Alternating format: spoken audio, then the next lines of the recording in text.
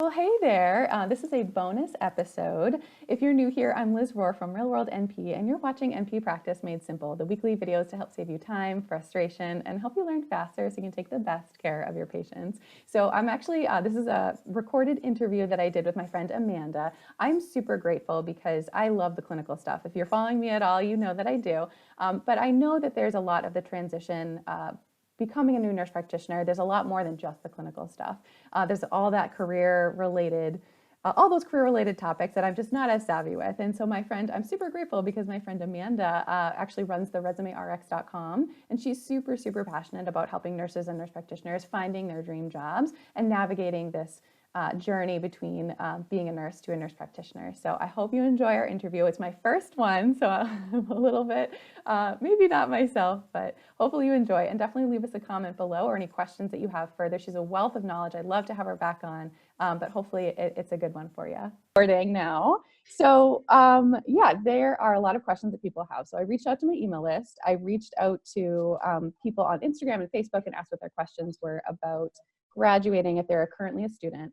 And there are so many things we could talk about, so many questions I could ask, but I just want to maybe start with the most common ones that kind of came across. And so I think, yeah, maybe where we can start is like, where does somebody even start? Like if they're at the end of their program, they still have clinicals to finish, we're in the middle of this coronavirus pandemic, and they also just like on a regular year don't necessarily know where to go. Where would you recommend they start first? Yeah. So I think that a great place to start would be with some self-assessment and self-reflection and, trying not to panic, but to kind of stay calm, center yourself and start thinking about like what you actually want out of your next job or your first job if you're a new graduate. Like, what does that look like for you? Spend some time visualizing, thinking about it, reflecting on what you've done in your clinicals so far and what has felt good in clinicals. Usually that's a really good predictor of what you're going to enjoy when you get into your first job. Mm. So, self-assessment and self-observation is really a good place to start. Of course, you want to get your documents in order. So making sure that your resume is up to date, that you have kind of like a working cover letter that you can adapt, and then start to figure out what your community needs. So either the community that you're living in or that you're moving to, start getting a good feel about what the job market is there so that you kind of know what you're getting into job-wise. And then, there'll be kind of this period where things happen kind of at the same time. So like your job search kind of runs parallel to things like studying for your finals, graduating, taking your board exam, applying for your state license, and all that happens kind of at the same time. And then once you are licensed, then you are kind of in the more eligible to work category. So I think that it's really helpful to kind of like lay things out in a checklist kind of format to make sure that you know everything that needs to happen. So yeah, that's kind of a few steps that you could get Yeah. started. And I love that perspective because I think that a lot of people, I think there's a lot of fear and a lot of conversation about like what's going on with oversaturation and like the virus pandemic and all this stuff going on. And people kind of had this paradigm going into it of like, I'm just going to take, like, well, I'm not going to be able to find anything. I'm not going to take what I can get. So I love that framing of like just starting with yourself and thinking about what exactly you want to do. And we talked about this a lot in terms of thinking about the things that we actually want to do, and they're being available out there. So I love that. But yeah, and then so it sounds like starting with that, and then so thinking about boards. So typically, what is the kind of like pathway going forward? So people will eventually get their clinical hours. They'll graduate. They take their boards. What are kind of the next steps kind of around there? Yeah, so the next steps would definitely be to apply for your state license. So hopefully you already have the RN license in the state that you plan to work. If you are relocating, this is a really important point. If you plan to work as an NP in another state, you should be as soon as you know what state you're going to work in, you should be applying for your RN license because usually that has to be in place before you get your NP.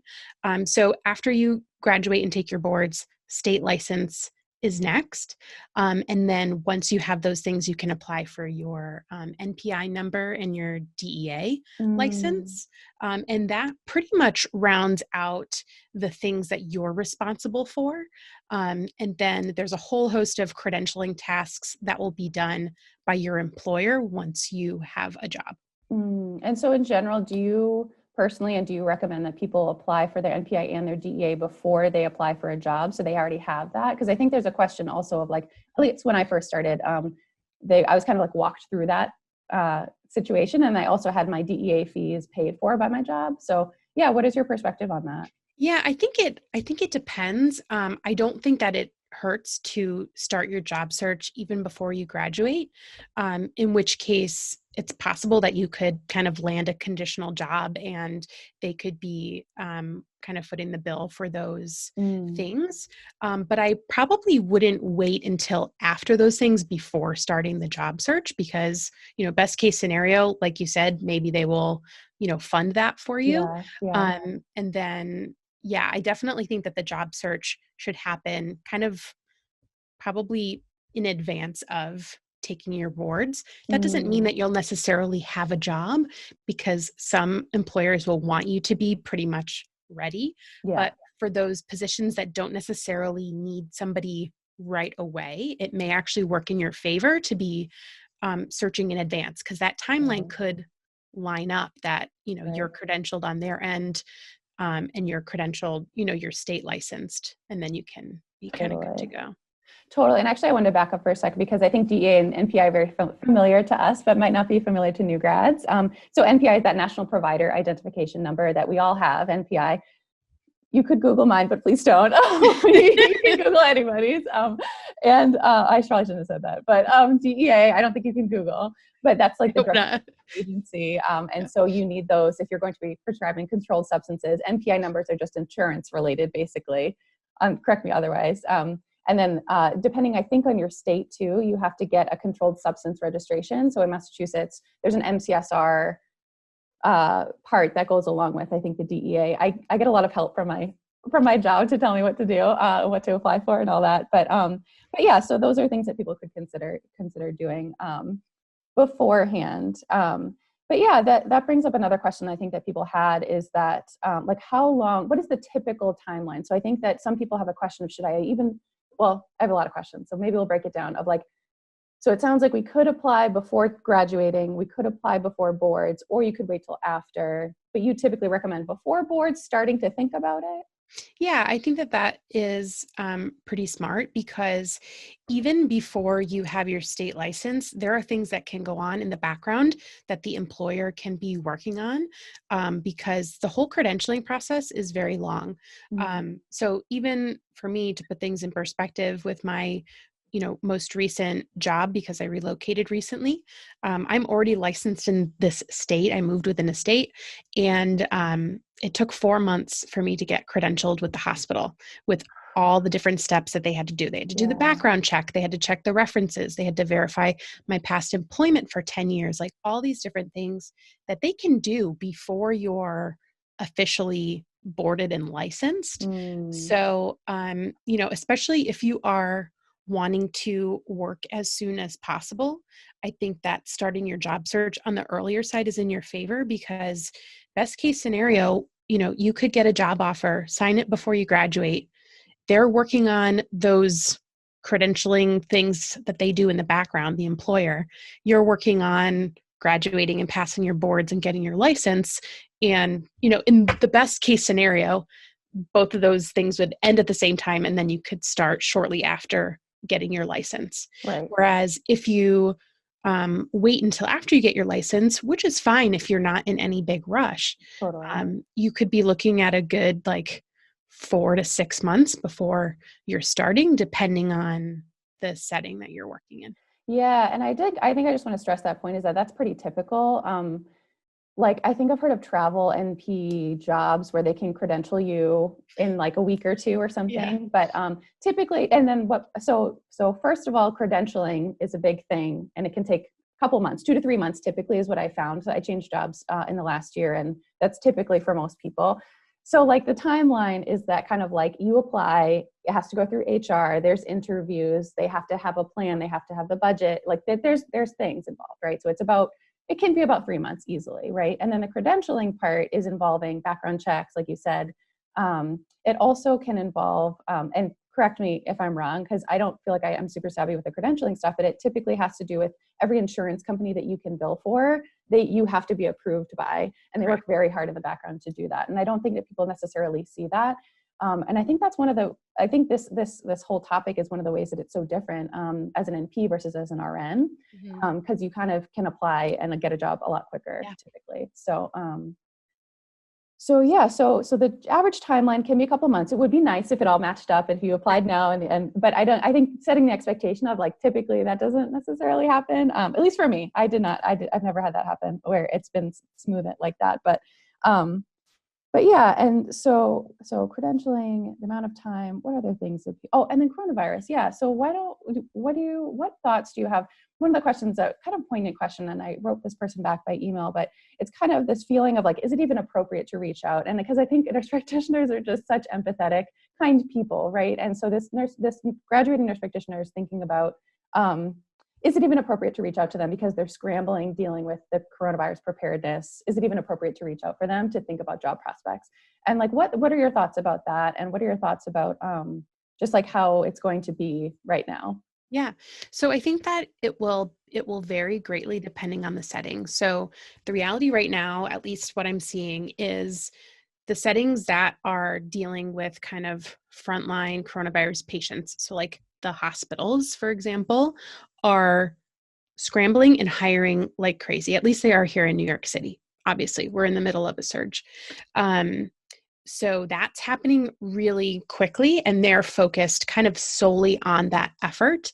And even around the country, the kind of hubs that are awaiting a surge are focusing really just on the coronavirus efforts. So if that's the type of setting that you plan to work in, and you're not ready to work right now, it's probably wise to kind of like take a step back and wait before reaching out, because there's likely not the bandwidth. Someone doesn't have the bandwidth to like consider you as an applicant yet. Right. Now, there's also what's happening on the flip side is a lot of practices that don't necessarily deal with kind of frontline patients or have really low census because everybody's staying home. Those practices are actually laying off NPs, which is concerning. Yeah.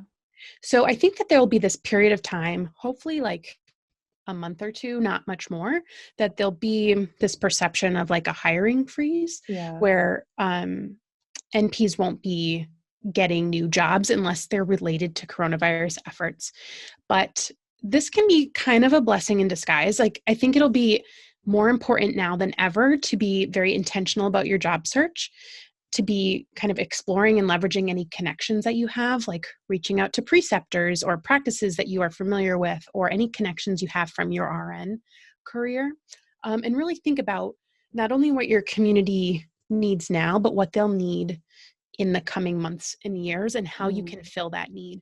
And this is where like some of that self-reflection comes in. Like if you have a really unique skill set or a really unique interest that you know matches what your community will need, like you should explore positions that will let you kind of cultivate that.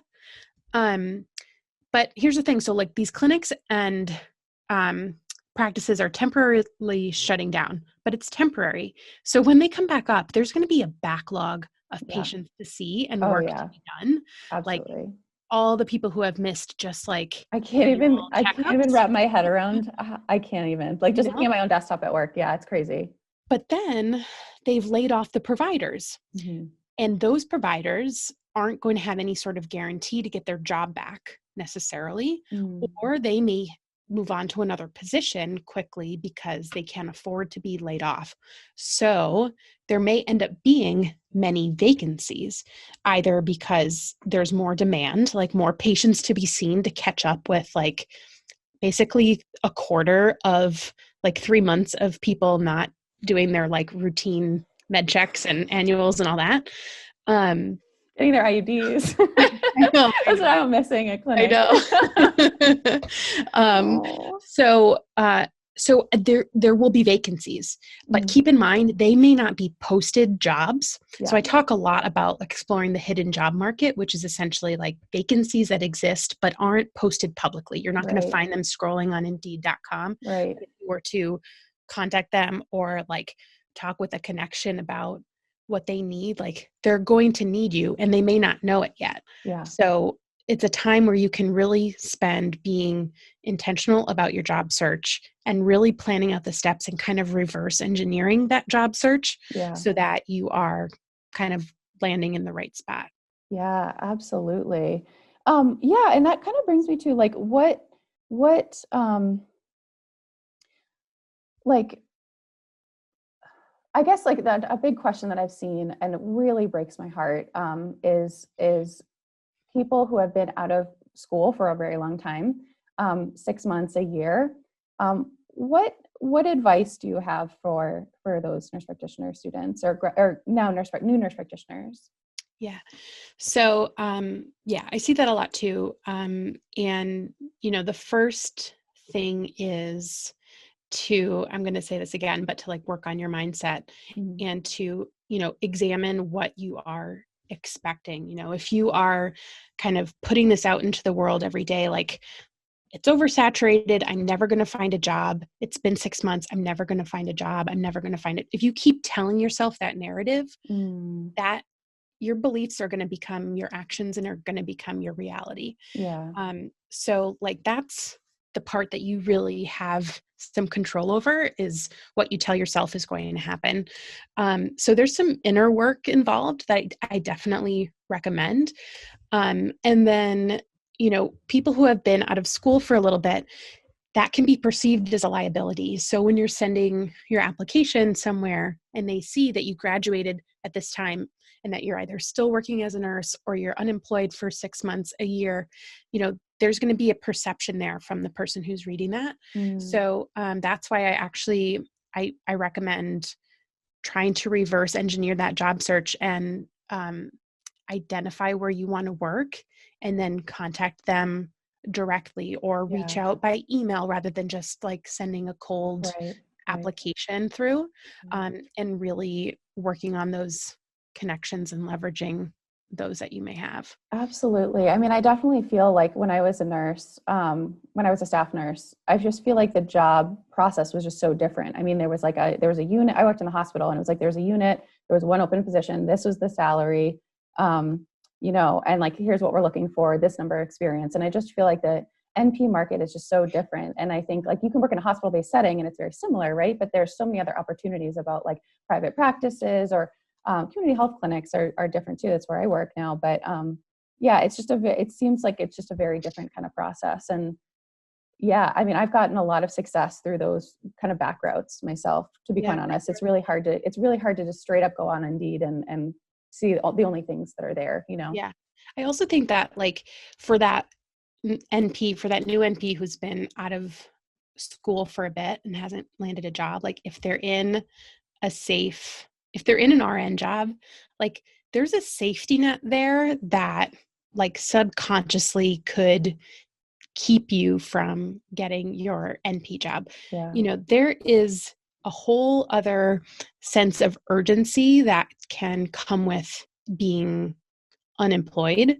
Hmm. So I'm definitely not saying like go quit your nurse job Yeah, so for that you sure. can get an NP job, but I think that sometimes that can play a Yeah. factor. And if you otherwise told yourself, okay, this is going to be my deadline, if you tell yourself that narrative instead, like you can maybe falsely create that sense of urgency. But if you're just like comfortable in the job that you have and you're Yeah. waiting for the right Cruising. thing to Yeah. come along, Yeah. like Yeah. it's the NP job market is, you don't just wait for the right thing to come along. You have Yeah. to be You kind of have to get really, it.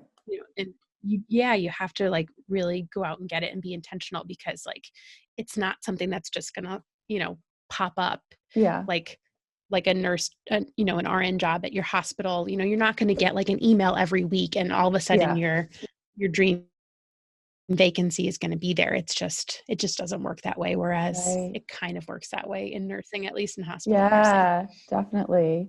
So I said to Amanda when we were not on this call that I'm a little nervous. This is my first interview. So I'm actually just going to ask Amanda, what are the other things we were going to talk about? I have my notes scribbled here and they're ugly. We So. were going to talk about some interview tips, Yes, yes, specifically like how interviews may be changing in the coming. yes. Go for it. Take it away, Yeah. girl. Um, so a couple different things that I want people to know about, because some of them are new to me. Obviously, there's not going to be any in-person interviewing right now. And I think that even in the coming months, that whatever is in place now is going to continue. So the things, so I'm talking about virtual interviewing. So there are a few ways, though, that can happen. I used to think that a virtual interview could only happen kind of like what we're doing now, like in real time, face to face, Yeah. scheduled on my calendar. But so that is one option that's happening. But there's also this process called a one-way interview, also known as an on-demand interview. Oh God, that sounds terrifying. I know. And there are, I've talked to a few people, like a few fellowship programs, NP fellowship programs are doing this. And it's basically a way to kind of like massively interview more people than you would be able to do face-to-face on a calendar. So basically how it would work is you'd receive an email saying, congratulations, you've made it to the first round of interviews. Please click here to do your on-demand or one-way interview. And basically you have to be ready to go once you click the link. And once you click the link, you're brought to this website. And basically one at a time, you're presented with interview questions. And there's like a timer, and you have a period of time to prepare your answer, usually like 30 seconds to 1 minute. So basically they show you the question and it doesn't record yet. And then it like automatically starts after that period of prep Wow. time. And then you have like 3 to 5 minutes or whatever has been predetermined as the time to video record your response. Wow. Have you seen this happen so far? Are you just Yeah. hearing about it, or? Yeah. So I've Did you do that? I haven't done it, but like I've talked to 2 or 3 people in the past week who have recently done it. Oh boy. So the pros are you can be like totally prepared, right? Like you Yes. could, like right now, I'm talking to you on my MacBook and I've got the Notes app pulled up Yeah. so that I can reference my notes. Like I've got an outline of what we were talking about today so that I know that I'm not going to miss anything important. So you can do the same thing with a video interview, whether it's live or whether it's recorded. You can have your Notes app there. You can have your resume pulled up. You could have the website for the for the hospital or the clinic or whatever, because sometimes they always manage to sneak in a question about like their missions and value statements, so you can be prepared. But the kind of negative thing is that, especially with a one-way interview, like you can't read the room. You can't pick up on social cues or anything like that, which I think can be really helpful in an interview, it can give you that vibe of how long should I be talking? Like, are they bored yet? Or, or is it like a crowd that you feel like you want to work with too? Because I think like so many people go in with this idea of like, I just need a job. I'll take anything. And it's like, I just want to take a stand for you. If you're watching this, that you deserve a beautiful job to be really well supported with great mentoring. And so you don't have to take whatever comes across, but anyway, I'll get off my soapbox about that. But yeah, what other? There are so many things that we can talk about. Are there other things that we were going to talk about? I think those are the main questions that we were going to cover. But like, how else? Amanda is a wealth of information, wonderful resource for everything career related. Tell us how else you can help my lovely followers here. Yeah. So I actually would like to invite you to a free masterclass, a live training that I'm doing later this month on April 22nd. I'm going to do 2 live times then. And it's a class with the title, Oversaturation is Not the Problem, 3 Mistakes Keeping You from Your Dream NP Job.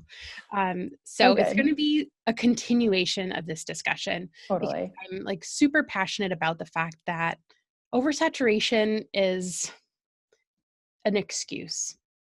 Yeah. I think that it's something that we hear, and you can get into the spiral of telling yourself that that's the reality. And like I said before, your beliefs become your actions and your actions become your reality. And so I'm really passionate about changing that, because I think that if you get into this mindset, you're going to end up taking whatever job you can get. You're going to get a bottom of the barrel NP job. You're going to leave within 3 to 6 months, and you're going to find yourself kind of in the same spot that you were. And Liz doesn't want that for you. I don't want that for you. Like, that is why we do what we do. So yes, please come join me for the class. The resumerx.com/NP class, or I think Liz will have a link Yes, I'll link below to and this. above. Yeah. Yeah, so that you can join me. It'll be like an hour. There'll be live Q&A. So yeah, that's kind of the That's next step awesome. if you want to learn more. Awesome. Beautiful. Well, thank you so much. And Anytime. thank you for watching and my my awkward interviewing. Very first one. Thank you for being my first guest. Of course. Cool. Well, definitely let us know if you have any other questions. I'd love to have Amanda back on if you have other questions. Leave us a comment below. And thank you so much.